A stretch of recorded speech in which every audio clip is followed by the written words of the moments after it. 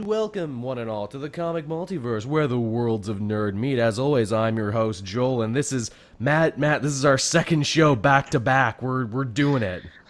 Whew, we've just had like our quick 5 minute breather. Yeah, which I'm glad I had the idea where it's like, you know what? Let's just breathe. We never do this. Let's actually take a little break ski for a whole 5 minutes. But you know what? We know you people need your show, and because we are dedicated to the cause of podcastery, which is what I guess I'll call it now, we're dedicated to it, and we're bringing you the comic multiverse. This is episode, I think this might be episode 49, if I am not mistaken. Ooh, we're getting close there. Geez, we're nearing episode 50, and it's funny. I said, for episode 50, we might do like a video thing, or we might do like another Q&A. Well, guess what? This is turning into a Q&A episode too, because I figured it would be quicker than talking about all the comics we read this week. But luckily, because I only did it with an hour before showtime, the fans, you out there listening, inundated us with a bunch of really, really awesome questions. So we're probably going to get a chance to read them all if you sent one. So good job, guys. Yeah, we got a lot. We got like over 30, I think. We did, man. So apparently 9 o'clock, an hour before we record, was the perfect time to do it. Yeah, well, everyone, just finished watching The Walking Dead and, needs something good in their life, so... I guess so. I'm all fucked up on time, man. I'm still out in the Atlantic provinces. Like, it's only... What time is it here? It's only 8:17 here. It's 10 o'clock back in Ontario, and it's what time in Australia right now? 1 p.m. in the afternoon. God damn, we were just doing it, man. This is the life of international podcasting. Gotta figure out all this time, but we're doing it. We're friggin' doing it. On the upside, though, about doing the show over here is I get to do this show with you, Matt, then I probably get to eat dinner. Like, get to eat a late dinner. That's cool. That's nice. Where usually when I do this at 10, we're not done till midnight. It's like I'm done, I render, and then I just flop down in bed. Yeah. Get to do it all over again next week. So, yes, believe it or not, we do have a smattering of comic book news and movie stuff going on to talk about. And perhaps one of the most interesting and kind of like shocking stories hit earlier in the week, and that is Ben Affleck opened up about completing his second stint in rehab just recently. Yeah, for alcohol addiction. This is his second time in. He did one before when he was 28 and he was just taken off in Hollywood. But yeah, apparently he's been doing a rehab thing all along. And of course, people were quick to make the joke where it's like, it's nice to see Affleck making better choices, giving up the drink, trying to get out of being Batman, better choices for his life. Yeah, Zack Snyder ruined the man. He took to alcohol to relieve the pain. That's the thing. Like, obviously, we don't know. We'll never know. But man, does that timetable line up? Like, like everyone loves to show that meme video. It's like, and have you heard the Rotten Tomato scores, or have you seen the reviews of Batman v Superman? And he looks down all sad and everything. What you don't see is the second that video stopped, he opened up a bottle. yeah. Like, joking aside, like the timeline for all of this is just too. Like, it's like not coincidence at all. Working on the DC cinematic universe drove a good man to drink. How's that, everybody? It drove an Oscar winner to drink. Also explains his last non-superhero movie, huh? Yeah, Live by Night, yeah. Yeah, which is a great concept that didn't work out, and it's like, he was battling some demons then, wasn't he? Oh, okay. Yeah. I mean, Godspeed to the man. Glad to see he worked out, and here's hoping that everything else can work out. But it is just kind of like, well, that makes a lot of sense. Yeah, everything kind of adds up. Puts it all into perspective for you, doesn't? Also, good on him for being brave, to not be afraid to admit, I had to go to rehab, I had to get some help, I had a relapse. Yeah, that was good on him. That happens to a lot of people with addiction. In fact, it's the thing, most people will have a relapse in their life at some point, and the further you go with being clean and sober and everything, the longer and more likely you are to remain clean and sober. So here's hoping if anyone out there is a fan of Affleck and needs some help, here's hoping they see that, you can do it. Yeah. You can do it, says Joel of the comic multiverse. No, I'm not quoting Rob Schneider. Rob Schneider's quoting me. So, moving on from that kind of depressing but kind of uplifting at the same time story to a comic story here. In summertime, just in time for that new Wonder Woman movie, Steve Trevor is getting a special one-shot issue. I don't know why. No, I don't know why either, man. Also, I wonder how long it's going to be before he starts looking like Chris Pine. Very soon, probably. I'm sure it will be too. It's funny, Daredevil this week, they brought back Purple Man, and oh, he just looks like David Tennant now. Because we hadn't seen him for a bit, and now he's back and looking more Tennant-y than ever. Maybe this is where this story ends for Steve Trevor. You know, he sees, like, you know, one of the Greek gods, and they change his face to make him look like actor Chris Pine. Yeah, we're gonna make you look like an actor, or maybe like, since he's like, who's he working for at the moment? Is it Star Labs or Cadmus or something? Argus or whichever. Argus. Yeah, they're like, you got to go undercover as Chris Pratt and infiltrate Hollywood that's been taken over by Greek gods or something. We need to change your face. Did you ever see the movie Face Off? It's going to be like that. Chris Pine will get your face, and you'll get his. Now, this one-shot, it's going to be written by Greg Rucka, I do believe, which makes perfect sense, because Rucka is writing the Wonder Woman book right now, which I have sadly fallen off on a bit. I want to get back into. So, if nothing else, this story will be in continuity and apparently be pretty important. That's cool. I'm intrigued what they're going to do, especially since, like, during this rebirth thing, they've actually made Steve a little bit more important and actually do something. They've done a lot of work rehabbing his character. Sorry not to keep using the word rehab, but they've done a lot of good work with his character, making him useful and making him more than a tagger-on in the Wonder Woman books. Yeah, so it'd be interesting to see what they do with him in this solo series. Totally. Like, I actually like Steve. Now, we always made the joke before in New 52 how useless he was and how he just kept coming back to do nothing. Yeah. Because here's the funny thing about Steve Trevor, historically, much like Vicky Vale and much like Golden Age Lois Lane and everything, he was the love interest who needed to get saved from the bad guy. The only difference is as time went on, writers gave Vicky Vale and gave Lois Lane actual characters and motivations and, you know, actually made them strong, assertive women and everything. Steve never got those things because he was a guy and no one gave a crap. Ironically, there was long stretches in Wonder Woman history where Steve wasn't there. Yeah, he was just like not even referenced, or he wasn't even in like any other books either. He's just gone. And like, I truly think, like, you know, hey, credit where credit is due for the movie. Obviously, because he's going to be in it, they need to bring him back. They need to bring classic Wonder Woman status quo back. I'm just glad Rucka got to do it and actually hammered a character out of the man. Yeah. So good on him for that. That should be a good book. If you've been liking the Wonder Woman series so far, I'm sure you'll dig on that. Now, from DC Comics to Marvel Comics, apparently we got a whole new storyline coming down the pipeline that will be affecting the Deadpool family of books, and that is Cable, the death of Cable, question mark? Yeah, I guess this is gonna be kind of like a new X-Men event or something. The cover for this is perfectly skewering the classic Crisis on Infinite Earths where Superman is holding a dead Supergirl, only it's Deadpool holding a dead Cable. Yeah, it looks really cool. It's kind of funny. There's a lot of interesting theories going on in this one right now. It's like, well, why would Marvel want to kill off Cable? Doesn't he have a new book coming out from James Robinson right now? Isn't he going to be in the Deadpool sequel? Why would they want to kill him off? Are they going to have like older man Cable? I don't know, man. He's already pretty old. How old would old man Cable have to be? Or have they hired someone younger as the movie? Interesting. And they want to bring like a younger one back. Interesting. Because, I mean, obviously this is a character connected to time travel and everything, so you could basically do whatever you want and get away with it. Pretty much, yeah. Like, here's the thing. I'm actually really excited for that James Robinson Cable book, because he's a great writer, and I figure if he's writing Cable, he must have a good pitch for him, and I've never been interested in Cable before.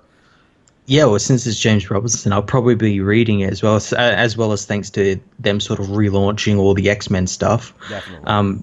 But yeah, definitely since it's James Robinson, I'm going to pay attention to this because he did really good on the Scarlet Witch book. I kind of fell off on it near the end, but it was really good. Heck, I even like Cable now in Uncanny Avengers because obviously Cap left the Unity Squad behind, so Cable has become kind of this elder statesman, big brother, father figure to the rest of the team.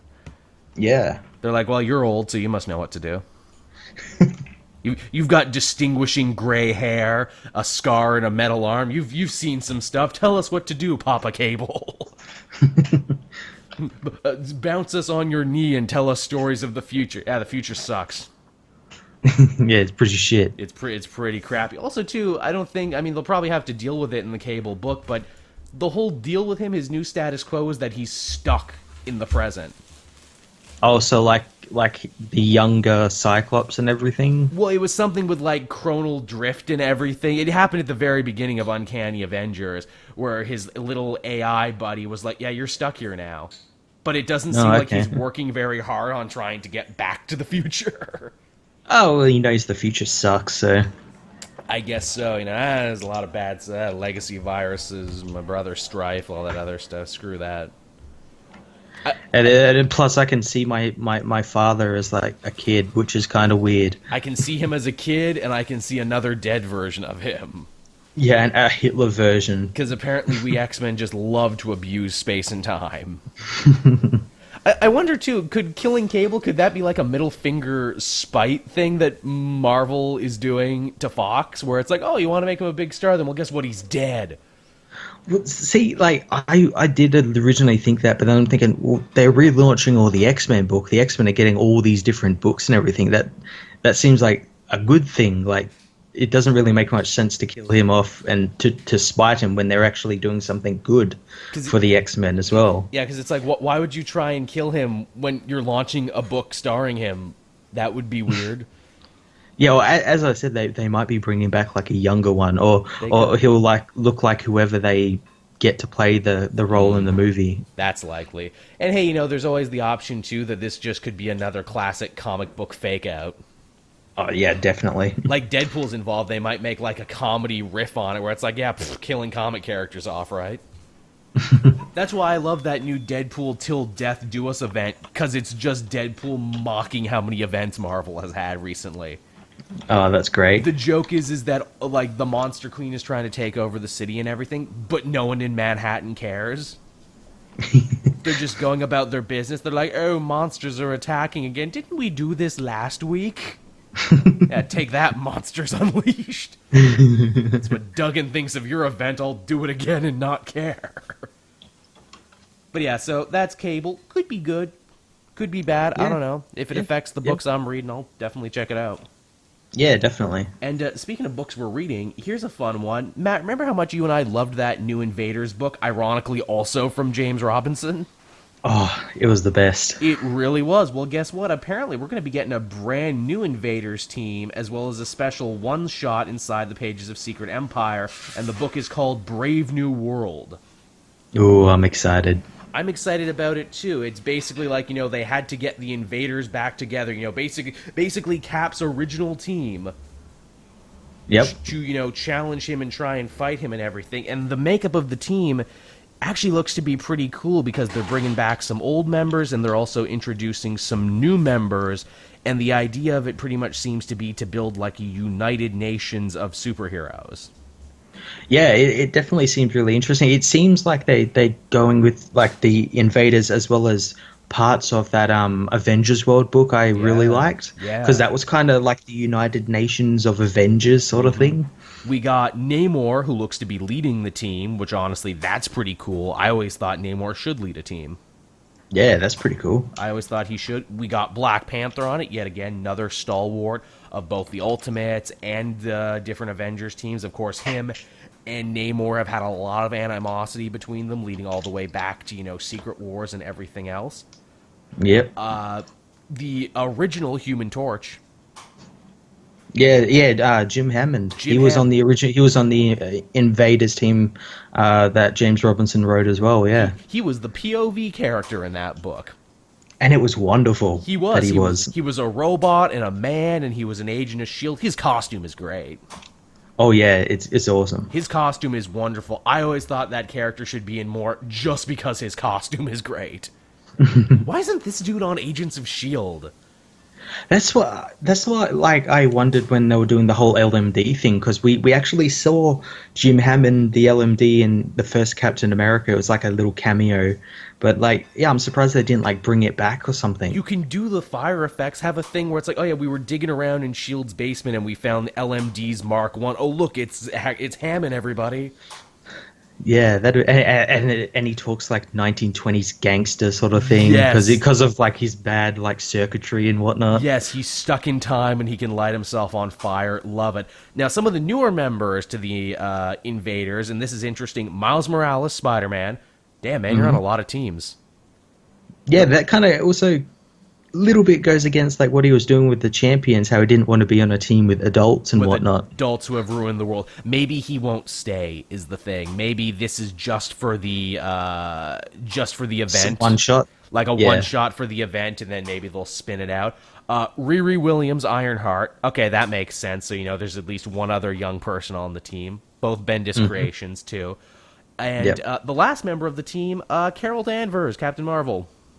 Yeah, very interesting. She definitely has a pedigree and everything, so I mean, it would kind of make sense for her to tag along on this one. Looks cool. Matt and I really like the Invaders. I hope everyone buys this book and we eventually get a new Invader series. Yeah, I'm gonna have to like catch up on all this like Secret Empire sort of stuff, so I know what's going on. I was probably gonna buy like all the Captain America trades and whatnot. That's really all you need to do. Like, if you just read the Captain America run from Nick Spencer, read the We, Oath. we should do like a special Yes. comic multiverse where we catch everyone up on it. Yes, we should. We should do a getting to know Secret Empire or what you need to know. Matt, that's a great idea. Put a fork in that. We're going to do that. Yeah. When does Secret Empire start anyway? Summer. It's the summer event, I think. Oh, okay, so like yeah, end of May or something. So we're getting pretty close to it, actually. Another thing coming out of Secret Empire, this is just a little tack on to that. We're going to be getting a new Patriot as well. Yeah, I saw that. That's pretty cool. We haven't seen Patriot in a while. No, we haven't seen any of the versions of Patriot in a while. Yeah. I wonder who this guy's going to be, if he's a character we've seen before or if he's someone brand new. I thought just at a glance for a second there, I'm like, oh, hey, is that Sam? Is Sam Patriot now? Because if you look at some of the artwork for Secret Empire, Sam isn't wearing the cap colors anymore. Like, he's wearing his costume, but he's taken the flag out of it. Yeah. Which makes a lot of sense because A, he's leading an underground resistance, and B, he's probably pretty upset with Captain America, so he's like, no, I'm not going to wear your colors anymore. You hurt my feelings, what with your secret Nazi empires. But yeah, so that's Brave New World. Definitely excited for that one. That one went right to the top of my list of tie-ins I gotta read. Yep. Furthermore, Nick Spencer's saying that these tie-ins are actually really important, these one-shots. He says he's sick of one-shots that aren't important and don't serve the story. I actually saw that, and I'm really glad he said that. I totally agree with him. I agree too. Don't be a liar about it. Don't be like Dan Slott when he said everyone needs to order extra issues of the Clone Conspiracy because it's going to be really important. Yeah. Don't be that guy, Nick Spencer. I don't think Nick Spencer would lie about that. So far, Nick Spencer has been pretty honest on everything. Yeah, he seems like a pretty cool dude. He seems like a pretty straight shooter, all things considered. So, moving on from there, we have more movie news here. Hey, Matt, how do you feel about that Venom guy? How do you feel about that Venom movie they've been trying to get off the ground since Spider-Man 3? I don't. Every time I think of it, I get like brain cancer. Me too. Well, guess what? They've dated it. It's going to be October 2018. It's coming out. This is going to be so oh my fucking Sony. Jesus Christ. You just got all the goodwill back because you're working with Marvel now for Spider-Man. Now do you do Venom? We gotta own Venom. Venom, now is time. R-rated comic book movies are in. Anti-hero movies are in. It's Venom time, baby. And again, it just proves the point I made in my R-rated movie video, where I said like a company's gonna go out and they're gonna see that the R-rated movies are doing well because Logan's made like $1 trillion and whatnot, so they're just gonna slap an R rating on any sort of character. Learning all the wrong lessons, that's what movie executives do. Learning all the wrong lessons from the comic multiverse to you. Like that, that's going to be off the new comic multiverse Christmas album when we put that together. Also on that album, Ant-Man punching people in the dick hole, shrinking real small, no villain could stop him. That's my pitch for Ant-Man, still Marvel. He's just got to do it one time. So yeah, apparently 2018 too is going to be a pretty packed up year as well. because we also found out that the Aquaman movie is going to be pushed back to December 2018. Yeah, it's definitely being pushed back. And again, we're starting to see stuff like fall apart. Fall apart. Like get we pushed had the back. Batman. That was the first thing with the Batman. We saw it be pushed back, and then, we got the stuff with Ben Affleck. So maybe something's going to happen with that movie as well. This is what happens when you fly by the seat of your pants. This is what happens when you don't have a plan and people delegating. Also, apparently they want two movies for I think 2018. I heard. So to do that anyway, they've obviously got some movies in quote unquote development, and to get a movie ready for 2018, they would have to start filming like end of April, beginning of May. Yeah. So to do that, they would have to again, Suicide Squad situation, write a script in 6 weeks. And people wonder remember what happened with that? And people wonder why these movies feel rushed and unfinished. Exactly. It's like, come on, give yourself some time. We can wait. The superhero movie boom doesn't seem to be going anywhere. Just have more respect for your fans and people who pay money. Actually work this out. Yeah, I don't know why they don't just go like, you know what, we're going to do these movies, we're going to do up to Justice League, and then we're going to have like a break and just sort everything out. They're just kind of like, throw everything at the wall, see what sticks, man. Yeah, and if anything's going to break the superhero bubble, it's going to be DC rushing too much shit out. And, just to add further, further extenuating circumstances to this Aquaman thing, Aquaman in 2018 will apparently also be going head-to-head with that animated Miles Morales Spider-Man movie that they got coming out. Yep, and also, since it's apparently coming out in December, they could actually also move the Han Solo movie back to December. Just to play checkers here. Yeah, and you know what else? The Green Lantern movie that's apparently happening, apparently they want David Goyer to direct it. I heard that, and to which, again, it's like, do you not learn from your past mistakes, really, guys? Which means he probably would write it as well. You know the guy who basically burned his bridge with all of comic book fandom when he said, only virgins know who Martian Manhunter is. Yeah, meanwhile, he's one of the best things on TV at the moment. She-Hulk is a green prostitute. She's there to fuck Bruce Banner, even though they're cousins. Yeah, no Goyer, bad Goyer, bad. Yeah, he just did the spray bottle. But also too, I think it was our buddy Mitch who was saying this, that Goyer kind of makes a lot of sense though, because he does everything on time, under budget, and has had his name attached to that studio's biggest genre hits. He's a yes man. And like I said, had his name attached to a lot of their biggest hits. Had his name attached to a lot of crap too, but a lot of hits has his name on it. Yeah, but then you got to realize, like, the hits, like, who else was working on that? Yeah, I think he's... Like, oh yeah, go ahead. I was gonna say, like, the Dark Knight. Obviously, we had Christopher Nolan, Jonathan Nolan, all these good people, and then there's him.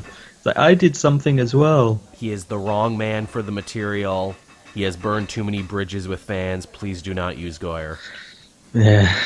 Pretty please don't use Goyer. Yes, Constantine was good. Yes, he was attached to that. Let him go do something with Constantine.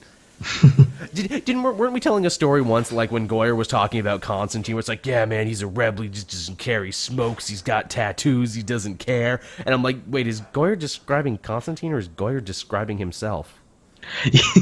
Does Goyer think he's Constantine? I think Goyer thinks he's Constantine. Dude, I think he's insane. Just a little bit. Yeah, please don't let Goyer do that. But maybe let this next one actually happen. So apparently there's talks now that Warner Brothers is actually courting Mathew Vaughn for a Man of Steel 2 project. Please. If there's one thing you do right in this universe that's probably going to get rebooted, do this. Here's a guy who will actually also get it done on time and under budget, but it will be good. And you know what the best thing about it is? Vaughn did an interview not too long ago, I don't think, a couple of years ago, where he was talking about Superman, and the way he talked about it is exactly how you want a Superman movie. He was talking about it needs to be hopeful and bright and colorful, and all that stuff, sort of stuff, and everything. The way he explained it was absolutely perfect. I trust Vaughn too, because obviously he's no stranger to the superhero genre, and he's rescued flagging projects before. Yeah. The only thing though is I hope, like, if that does actually happen, he is also the writer and it's not someone else writing it, because obviously a director is only good as the script he's given. Yep.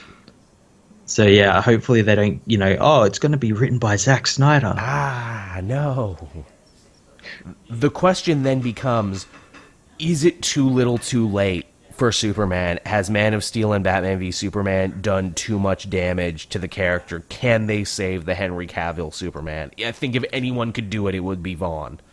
Yeah, definitely. They have done a lot of damage, but again, like, if this was something to distance themselves from that, from all that Snyder stuff and everything, then definitely I think they could do it. Plus, you do have the whole thing, what with him being dead, you could have him come back and be like, wow, it took me needing to die to see clearly I was being horrible before. What was I thinking? See, I think they got to do that in Justice League, but not as good. Yeah. Like, they're not going to explain any of that sort of stuff. He's just going to be come back, and they're going to be like, see, you've got good Superman now shut up. Yeah, now shut up about it. Which, you know what? I will shut up if you give me good Superman. I'll stop complaining. I'll say that right here, right now, for everyone to listen. If he's just good Superman, I'll shut up. Yeah. Although it'd be funny, too, if they just, like, go the extra mile. It's like, yeah, I died, and I talked to Pa Kent again, and he said, yeah, you should totally have saved those kids in that bus. I was being an idiot. Sorry for giving you bad advice. Then I talked to my mom again, and she's like, no, yes, of course use your powers for good and for the benefit of mankind. What are you, an idiot? Now here's some apple pie. And then who else does he need to talk to? Oh, then he talked to Perry, and Perry's like, of course I love the news and truth above all else. I'm a journalist. You know what? I love 1938 now. Yeah, great Caesar's Ghost. 1930 was a great year. Maybe not for me because I'm black in this universe, but, it was pretty good, all things considered. Take the day off, Kent. Don't worry about the sports. Yeah, really. And you know what? I'm moving you from sports to actual journalism. How about that? And Lois Lane, you just keep Loising, I guess. I mean, I guess if we make Superman work, you'll work eventually too. Yeah, Lois remembers she has a father in the army. Yeah. Oh yeah, I remember that. Also, and hey, Jimmy's alive now.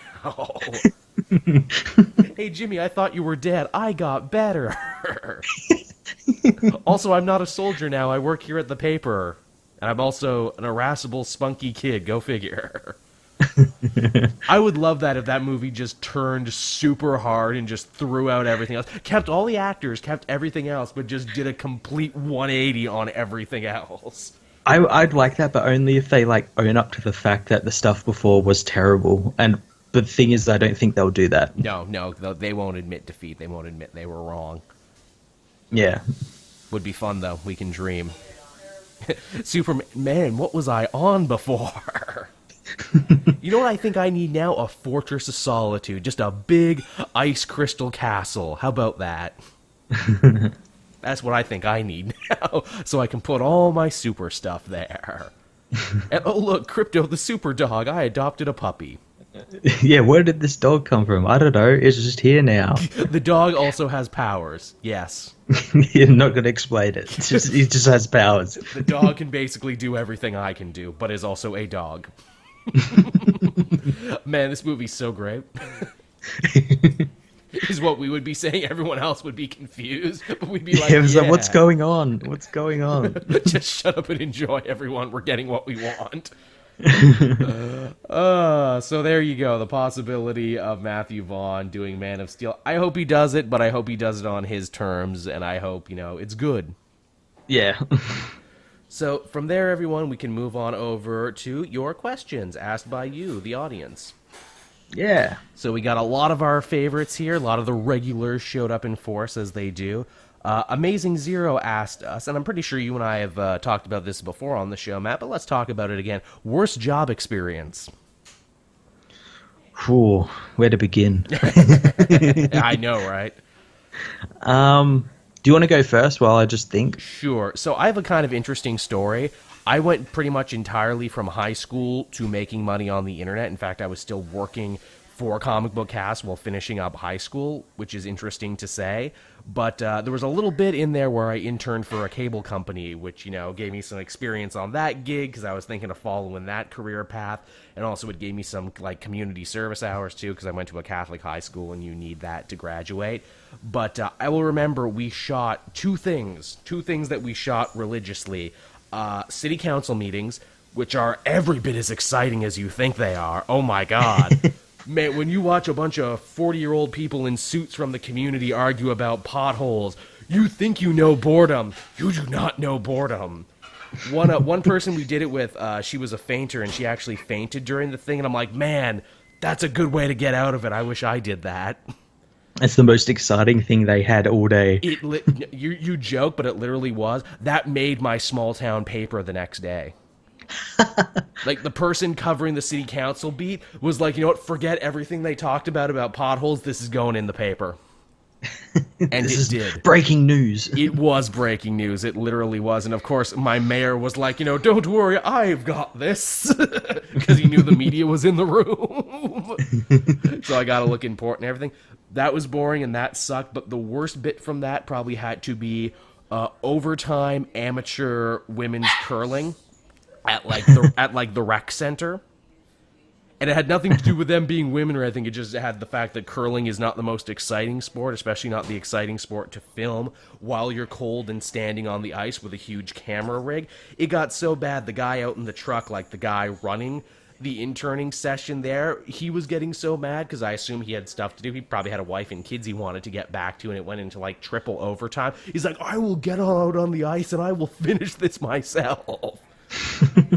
So we were all going a little nuts on that one. I was delirious at the end of that. We all were. Yeah, we were on our feet for like 15 hours filming amateur curling. By God. Jesus. What about you, Matt? Well, my first one was probably I was at kind of the same situation as you. I was still in school and I was doing like this it's like a kind of like a work experience thing, but I was kind of getting paid for it and got good experience and everything. Where I was doing working for like a game company. Oh, nice. And like, yeah, they picture like, you'll come in, you'll do all this really cool stuff with computers and video games, and you'll also get like I think I got like a Cert 4 in IT or something. All that sort of stuff. And I'm like, yeah, that's cool. So I got to the place, and the place was like so hard to get to as well. I had to take like a bus and then walk like 2 kilometers because the bus didn't go any further, and it was all uphill and everything. And I got there, and they basically just told us to sit in the corner and do nothing for like the whole time we were there. And then every now and then they'd be like, okay, you're gonna do this, and it's just like writing stuff in a word processor. That's depressing. And like not really doing anything. Yeah, it was awful. It was terrible. My second one was actually really recently, and there's probably actually going to be people listening to this who actually know what I'm talking about. People I actually work with still. But we did this live stream for a sporting event, and one of the cameramen didn't show up. He was late or something. So I said, I'll hop on camera for a little bit. I hopped on camera and was there from 10 o'clock in the afternoon, 10 o'clock in the morning till well after 7 o'clock. Out on the field with a camera, and the terrible thing is it rained. Ouch. Yeah, so I'm out there with like a camera with like the cover over it, standing in a puddle. My shoes are filled with water, and I've still got to film the game, and it was awful. It was awful. Yikes. That sounds pretty crap. Yeah, it was fun though. Like I liked like being the cameraman and everything. It's just the rain. If the rain wasn't there, it wouldn't be really bad. But it rained, and it rained hard. My camera job wasn't bad either. Like we got to cover the parades and everything, which means we basically got in free. That was nice. Yeah, that was definitely on the upside of it. Yeah, so thank you for that one, Zero. That was a good question. Moving on, we got another regular here. Roger asks us, Do you think that Netflix Danny Rand is bland? Also, what do you think about a Heroes for Hire series? Could it still work? Well, Roger, to answer that question, Matt and I actually talked about our initial thoughts on Iron Fist. We covered the first 5 episodes over on the Cape TV podcast, which is over on the Weekly Pull TWP archive and bonus channel. Go check that out, and I will put I'll put a little sticker next to this question, because I imagine once Matt and I have seen the whole show, we'll talk about it here too.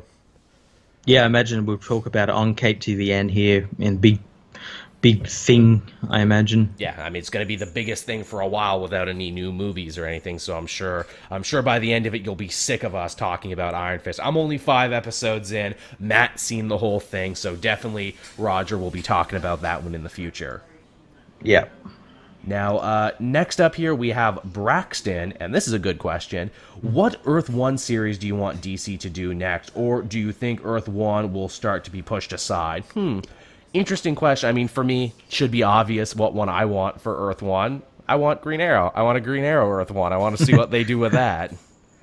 I wouldn't mind seeing what they do with Green Arrow. I wouldn't mind a Green Lantern one as well. That would be interesting. What would we do different in those series that they haven't done so far? Keep in mind, these Earth 1 books in many ways seem to be kind of like movie pitches a lot of the time, where it's like, okay, here's our pitch for a show. What would we do different? Yeah, I don't really know. I totally have a pitch for a Green Arrow origin story type series that goes back and looks at Oliver Queen's life, but I'm sitting on that one because I want to sell that one for money. Basically, it's I would do Hush, but with Green Arrow. Oh, cool. That sounds pretty cool. Make reference to his entire history, bring in weird characters you don't see anymore. Heck, if we're Earth wanting it, go back even farther in Green Arrow's history. When he first appeared in DC Comics in the late 40s, early 50s, he was a history professor. Did you know that? Oh, wow, really? Yeah, he was a history professor of Native American studies. That's why the arrows. Uh-huh. Surprisingly, he lost that over time. Maybe make reference to that, where it's like Oliver Queen. Yeah, I tried to study to be a professor of Native American studies. Then I remembered I was rich, so I stopped that. Yeah, that would be fun. Didn't they say they have a Flash one and an Aquaman one coming out very soon? Apparently, though, I don't know what soon is for these people. It's true. It's usually years between. Yeah, that Wonder Woman one was in development for forever, wasn't it? And it changed a bunch of writers in between. Yeah, it was in development before the Superman one, and the Superman one got told 3 times. It's true. It really, really did. Okay, so moving on from that, we have Maxi, the guy with the Flash one. He knows which one he is. His question: if you guys wanted to make a team book, what characters would be on it, and what super team would it be? I've actually been kicking around this idea with Sal from the Weekly Pull. I want a team called the Forgotten, and I want it to be made up of a bunch of characters who got lost in continuity. So I'd have Talon on it, because I'm a big booster of Talon, of course. I'd have Forerunner on it, who was one of those big event characters who they lost. And then I'd put I guess Superboy Connor Kent, he can be on it, he's gone. Ooh, Telos, we can put Telos on it too. He's done nothing. He's just just put all the unsellable losers on it and call the team the Forgotten. Oh, poor Static. Poor Static can be on the Forgotten. Poor guy. Yeah, what would I do? I'd like a team with Apollo and Midnighter on it. We were pitching a Lex Luthor Justice League Inc., where he runs a Justice League team as a business, and he gets some of those guys on it. Oh, that'd be pretty cool. That'd be a kind of good version of the Society or something. Yes, whereas I'm trying to build a team. I want people who can challenge the other heroes. So I would be the Superman stand-in. I'd get Midnighter to be my Batman stand-in. I'd get Sinestro, because he goes back and forth between being a hero and a villain, so he can be my Green Lantern, etc., etc. Yeah, that'd be pretty cool. Cheetah's good now. I mean, you could basically make it a Legion of Doom, more or less. Just fill it with anti-heroes and reformed villains. Yeah. That would be my pitch. Also, I think, weren't you pitching me once a Superman family book, kind of do what Detective Comics is doing with the Bat family, but have Superman lead a team of related Superman characters, so you could have Steel on it and all those other people? Yeah, that'd be like a really cool book. That's yeah, Superman setting up like the fortress or something for like his team. Like he's got like the belfry sort of thing. I like that. Be like, hey, we have superpowers. We should be, looking to fix more than just, the problems on Earth. Let's fix space. Yeah, yeah, like going out into the sectors and whatnot. Yeah, let's fix time. Let's try and fix the stuff that falls through the cracks. Mm. Yeah, you could bring Connor on that team too, because Connor ain't doing nothing. You could bring a new version of Guardian on that team too, because apparently Guardian is now part of the Superman family thanks to the Supergirl TV show. Yeah, he's like just appeared in the book for some reason. Ooh, a Manhunter and Red Tornado can be on that team too. They're not doing anything. And they're kind of part of the Superman family now because of the TV show. So yeah, stick them on the Superman family. Yeah, I want since that it's actually all finished and everything. I just want like Earth 2 Society to come back. Oh, yeah, I know, right? That's Matt's team. Bring back this team. I like, heck, bring back the Invaders. Can I make that team? That's a team I want to make. Moving on, we have Yep, That's Me asking us favorite series coming out of DC Rebirth currently. Again, I'm obvious. Green Arrow, Superman has never been better than it has been right now. I'm sure Matt would agree. Yep. It's an excellent era for it. Batman is super fun. Nightwing is great now that he's back in his own. See, basically, you can't throw a dart without hitting a great book coming out of DC Rebirth right now.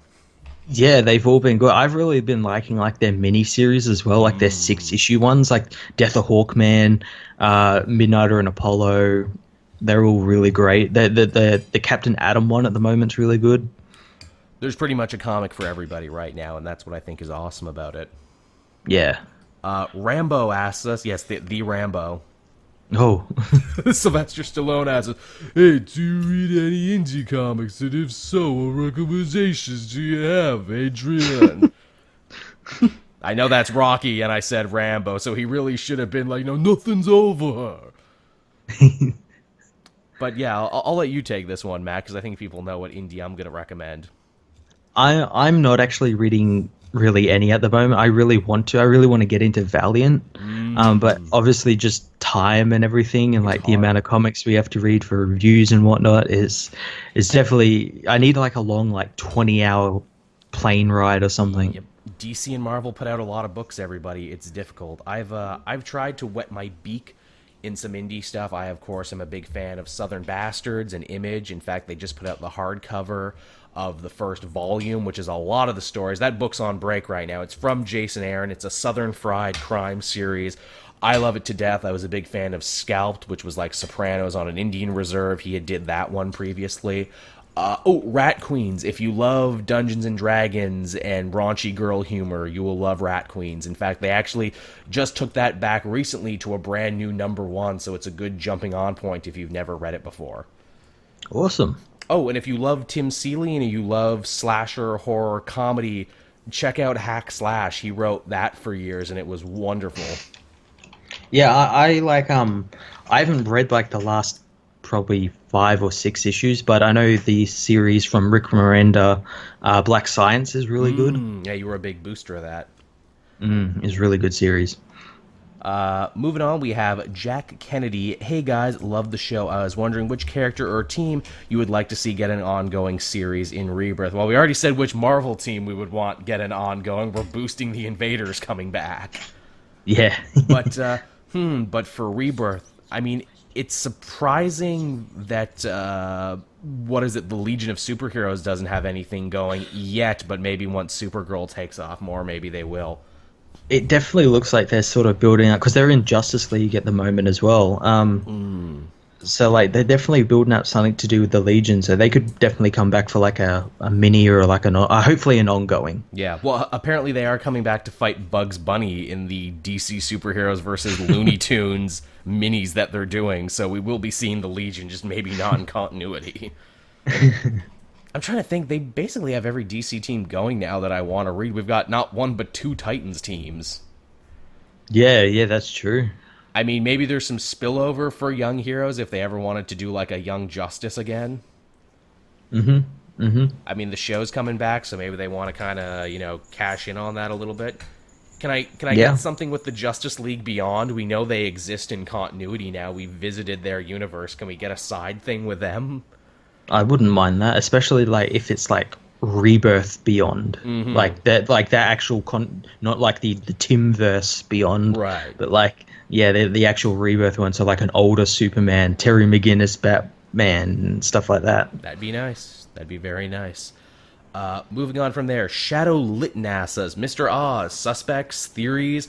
This actually ties in very great. I know we said we weren't going to talk about comics this week, but how vindicated did you feel, Matt, about everything you've been saying about Superman, Red and Blue, and now even what I kind of threw into your theory about fusion happening this week in Superman 19? I was more smug than I should have been. We were all a little smug, man. Some fans said we should make shirts. The comic multiverse was right.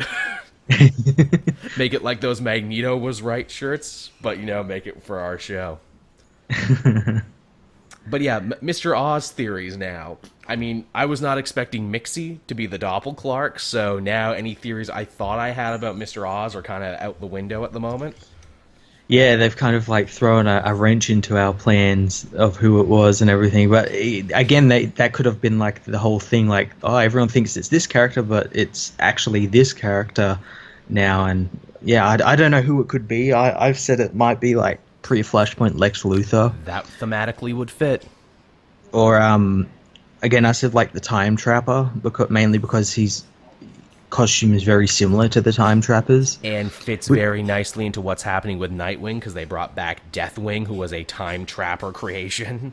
And again, like, that also would like make me saying Superboy Prime is in this universe still real, because Superboy Prime is Time Trapper.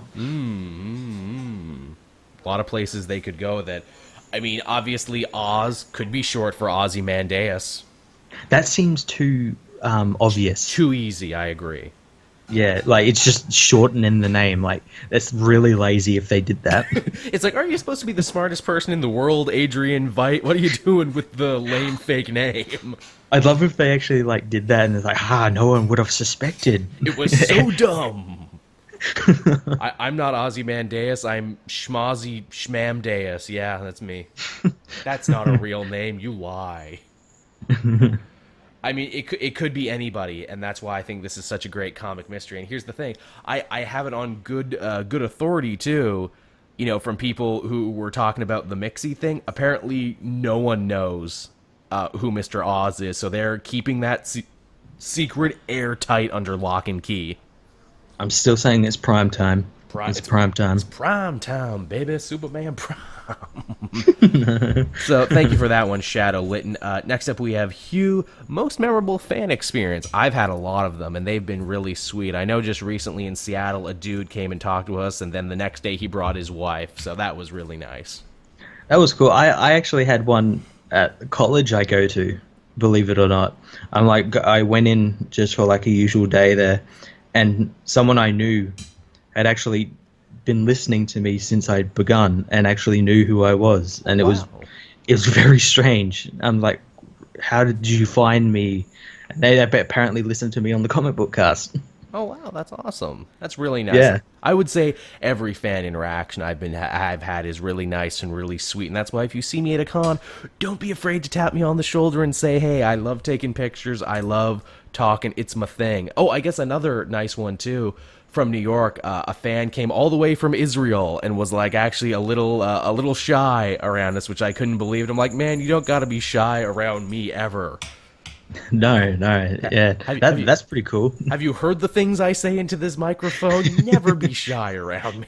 Yeah, people listen to us, and they hear the stuff that comes out of our mouths. I know, right? The things that will forever preclude us from public office, although maybe not, because in this day and age, apparently you can say any horrible thing into a microphone and still get elected, so whatever.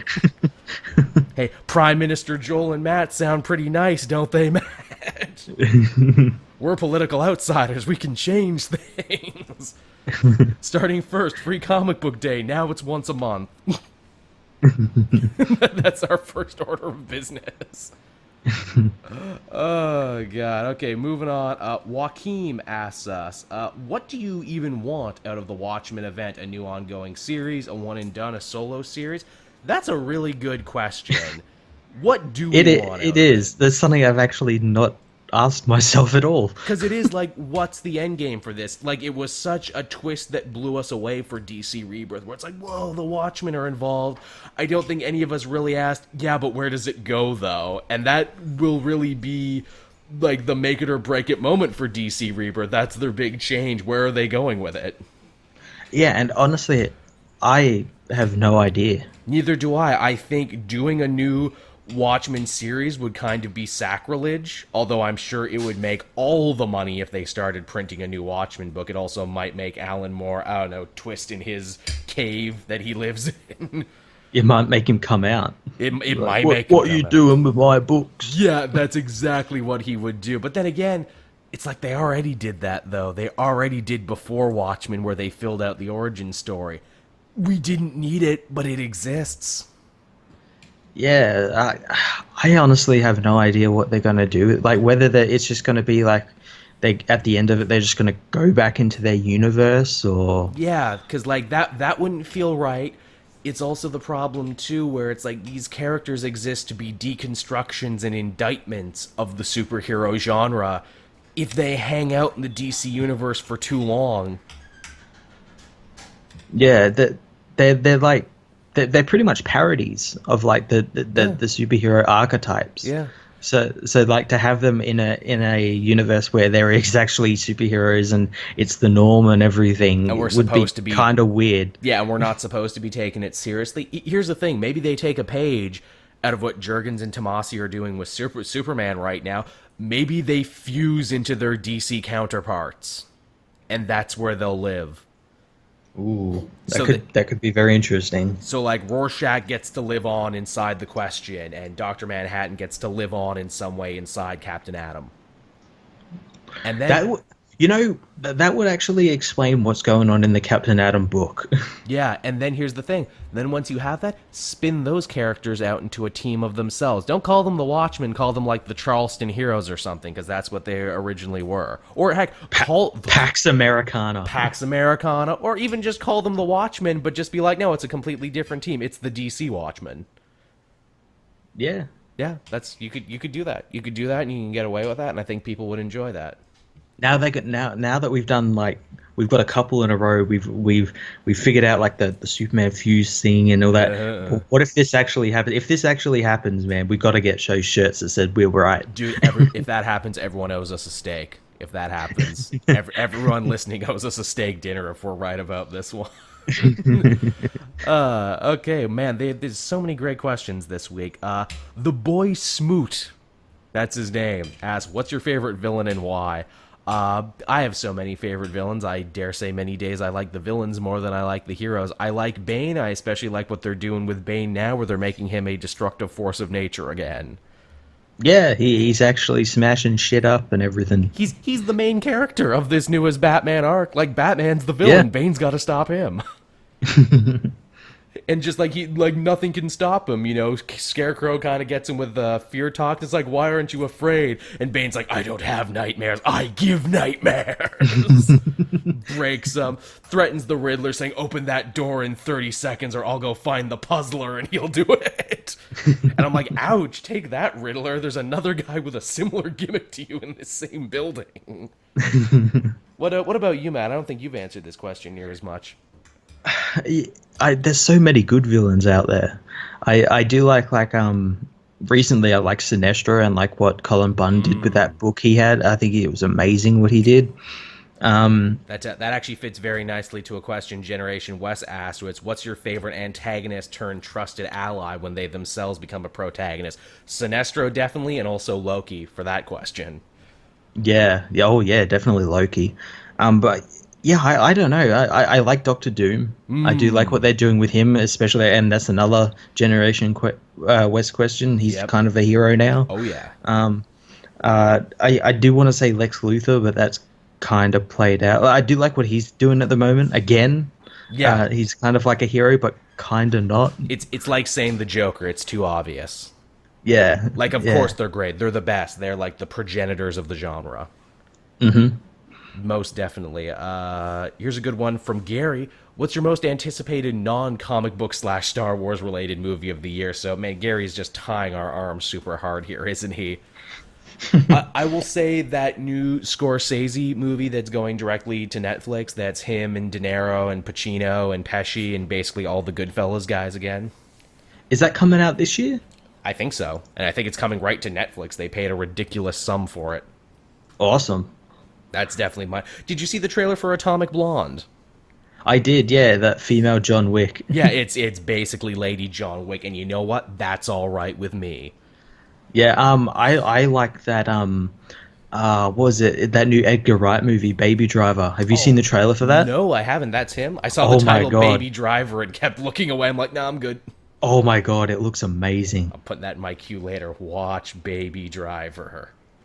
Maybe, It looks really good. maybe I was so turned off by that animated movie, The Boss Baby, where I'm like, nope, no more movies with baby in the title. That did not help it. I know that. I'm looking forward to the new Alien movie. Oh yeah, I saw the trailer for that when I went to go see. What did I go see when I saw that? Oh, Logan. I saw the trailer for that. Danny McBride looks good. Yeah, it looks pretty good. Looks good. Basically, looks like a do-over of the last Alien movie, though. But that's fine. Looks actually done right. Yeah, it looks like they actually kind of know what they're doing. And even if it's like that thing where it's like, man, this was a big, expensive Alien fan film. Good, we needed one. Yeah. You can only have so many bad ones in a row. Now, here's a question, Matt, directly for you. Shaman of Animation wants to know, what Superman run/stories do you yourself believe to be overlooked or underrated? There's so many. Everyone I see always says, "Oh, it's All-Star Superman's the best," or they even say like Injustice and everything. And that's not the best Superman book. That's far from it. It's about a lot of things. Actually, here's the thing: because I've been traveling so much, I've actually been able to catch up on Injustice. What are you up to? I'm just about to finish year one. Oh, okay. Oh, wow, you still got a long way to go. I still got a long way to go, but I'm getting it now. I'm like, oh, okay. Yeah, it's good though, isn't it? It is. He just found Luthor in the bunker, and it's like, oh, in this world, Luthor and Superman are friends, and he's happy to see Luthor. Yeah, they're friends in this. They actually, he's the one who develops that pill. That's amazing. Where it's like, oh wow, Superman lost everything so much to the point he's actually happy and excited to see Luthor. What an interesting world this is. Yeah, and the thing is that Luthor's a good guy as well. He like actually turns on Superman. It's cool stuff. So yeah, Superman stories that are underrated.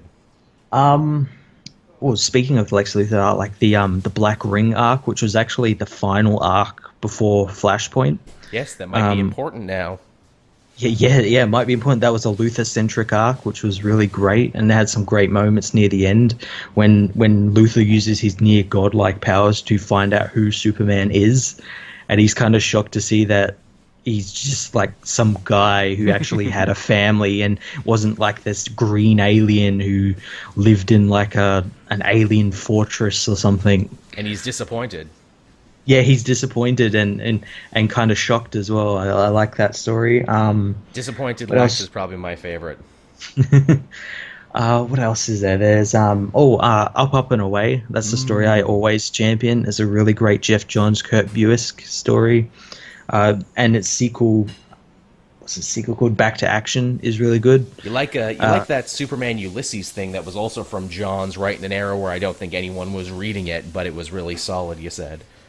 Yeah, that one was really solid, and it's kind of set up everything for Rebirth as well, because we had Mr. Oz and everything in there and everything. It kind of did. See, Johns was planting the seeds even back then. Yeah, that was a really good. One of the few of the New 52 that was actually really good. Yeah, that's good to hear. Oh, I feel like there's some I'm missing. I mean, like there's all the cliche ones, like you said, All-Star Superman, a Superman for all seasons, Up and Away. Yeah, I feel like Earth One. Yeah, I feel like there's some more obvious ones I'm missing right now. Yeah. I mean, the original like Byrne Man of Steel. Yeah, that's a really good book. If you want to go really old school, I mean, pretty much everything we know or think we know about the character came from that in a lot of ways. It's funny how many great Superman stories or great Superman runs are all origin stories. It is, because everyone who does an origin story kind of tweaks it a little bit. Like we have the Byrne run, we have Birthright, we have Earth One, Secret Origin, American Alien just recently. Yeah. Which I really liked what that did, where like every issue was a different era in Superman's life. That was such a good one. I hope we get a sequel to that. That'd Me be so too. good. Wonder what the sequel would be. I'm sure Max Landis has a pitch for it. Landis has a pitch for everything. Well, you do exactly like what you did with the first volume, like different eras in Superman's life, but like now he actually is Superman. Yeah. Yeah, and you could pay reference to all the different like time. Like the issue 1 is like a Fleischer Superman story. Yeah, and then like you go all the way up to more recent brooding Cavill Superman. Yeah, you absolutely could do that. Speaking of time periods in comics, this actually dovetails quite nicely from our fan Kite Man, hell yeah, who's actually Iron Ham. He's asking us, what is the best time period in comics as far as you're concerned? I think he's talking like, ages and eras and everything. I mean, I wasn't reading the Bronze Age. I wasn't reading the Silver Age, but I would say everything we kind of know and love comes from the Silver Age in a way. Yeah, well, the problem with that is like it depends on the character or team, because like you'll say like, oh well, Deadpool had his best stuff in the '90s because he's like a '90s character. Mm-hmm. Or like Superman stuff was like the Silver and Golden Age stuff. I mean, I guess the best time in comics for me is either right now because I'm making money off them, or the best time in comics for me was like 96 to the end of the, to the end of One More Day. Like when I was reading from when I stopped for a bit, then came back in professionally. Yeah, like those late 2000s or early 2000s and stuff. Yeah, there's good stuff in the early 2000s. Or late and early 2000s, definitely. Yeah. Yeah. So that's that. Jose Rilo asks us, and Matt, you and I have actually been kicking around this, would you ever do a live stream event with fans who have PS4 so they could play along with you in something like Injustice 2 or Overwatch? We're thinking about it. Yeah, I'd definitely be up for that. I know you have PS4, I've got a PS4. Yeah. Too bad you're not It's not doable. Yeah, I mean, it's like too bad you're not getting Andromeda, because that has like a big multiplayer thing. It's like, well, let's test with that. Let's find a game that Matt and I both have and take it from there. Well, I might get it if they implore a patch or something first up, but yeah. I mean, I guess we could dig out our copies of Injustice 1 and take it from there. Yeah, I've got to find mine. I don't actually think I own it, but it's like $10 now. I own the digital copy that they gave to PSN Plus users that had all the DLC and everything, so I'm pretty proud of that. Oh, yeah. Wes Batts asks us, hey, are we going to see Comic Multiverse was right shirts? Yeah, probably. We're talking about it now. HHGFF. I don't know if that's supposed to say something or not, but he asks, of all the DC comic movies that are coming out, how many do you actually think are going to get made? And he says there's 14 in total now. Well, I know most of the Marvel ones will get made because they usually set them up way ahead of time. Yeah. The DC stuff we see at the moment it's already getting shuffled around. Like when they first announced it, they had like Cyborg movies, and none of that's happening at the moment. And now we're getting stuff like Nightwing, and which probably won't ever happen. Yeah, definitely. I don't think Cyborg is going to be happening. I would be surprised if Green Lantern happened. Yeah, I wouldn't be surprised if with Cyborg they since they're doing Flash a rewrite, they just put him in that. Yeah. Yeah, shuffle it around, try and put them all together. Yeah. Those are definitely the two. I mean, everything else is kind of up in the air right now. Suicide Squad 2, maybe. Harley Quinn and the Gotham City Sirens, probably, just for merchandising standpoints. Yeah, that Hot Topic crowd. Yeah, the Hot Topic crowd. Hey, they got money, man. They got money to spend. They got money to spend, and Hot Topic loves their superheroes right now. There is an excellent Nightwing hoodie I wish I could order from Hot Topic because it's perfect. I saw a bunch of people walking around in Seattle wearing them. Like, damn it, I want that. So what else do we got going on here? Here's one. If you could go back in time and save one superhero movie, which one would it be and why? I mean, I think Man of Steel is the obvious one right now. Yeah, well, if that meant we got a good one, but like just going back further, maybe Superman Returns, like just add a little bit more action and stuff into that, and you'd probably have a movie everyone would like, and we'd probably get sequels out of it. Yeah, that's definitely a good one. I mean, Fantastic Four was doomed to begin with. I don't trust Fox for it, so I wouldn't try and save Fan Four Stick. No.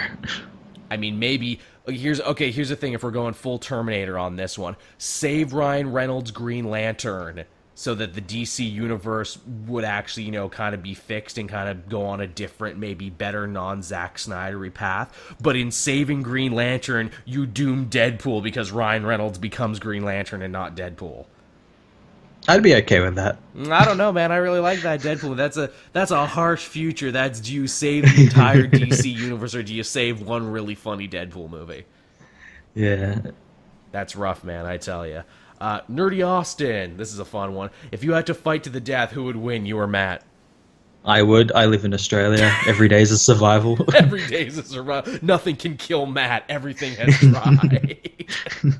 Well, it's hard to mess with that if the snakes and the hawks and everything else can't kill Matt. Even if I bust out my Krav Maga, even if I bust out my Canadian karate skills, I don't know if I can take them. I mean, life tries to kill Matt every day and doesn't win. What chance do I have? Next up we have from Krolnar. What are your and Matt's thoughts on the upcoming Ghost in the Shell movie? I don't have much of an opinion because I was never much of a fan to begin with. I know it's a big touch-tone anime. I know a lot of people have issues with the casting of the live-action one. I got to talk to Richard Epcar one time, and he was pretty awesome. That's about all I think of it.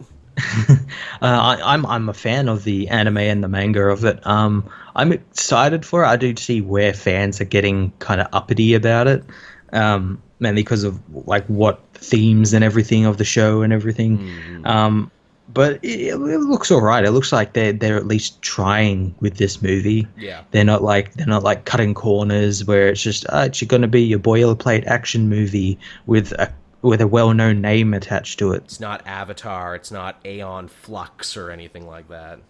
Yeah. Yeah, they do actually seem to be trying with this. They want it to be a franchise.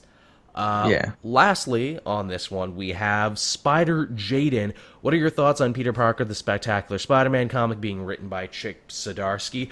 I'm positive about it. Especially now, because, it looks like Slott's kind of putting everything back to the status quo to allow another writer to come in and kind of, take the weight off him. I don't know if you saw this, Matt, but Slott had a bit of a breakdown on the forums recently.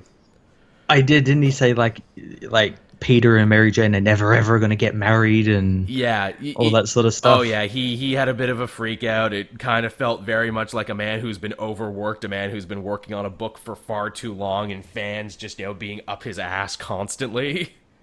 Oh, they are. I follow him on Twitter, and the amount of abuse the guy gets, you got to feel sorry for him. It's true. Could he handle it better? Yeah, probably. But at the same time, too, anyone would break under this pressure. Heck, Matt, you and I did 2 podcasts back-to-back, and I can barely take the pressure. We're going to have to go on some tirade on Twitter in a minute. The comic multiverse is never getting back together. You heard it here first.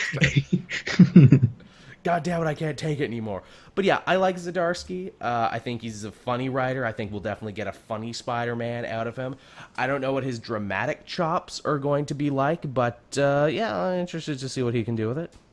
Yeah, I'm reading his Star-Lord book at the moment, and it's absolutely incredible what he's doing with that character. I jumped in on that now, too, on your recommendation. I only read, issue 1 so far, but it's been pretty good. It's been pretty tight.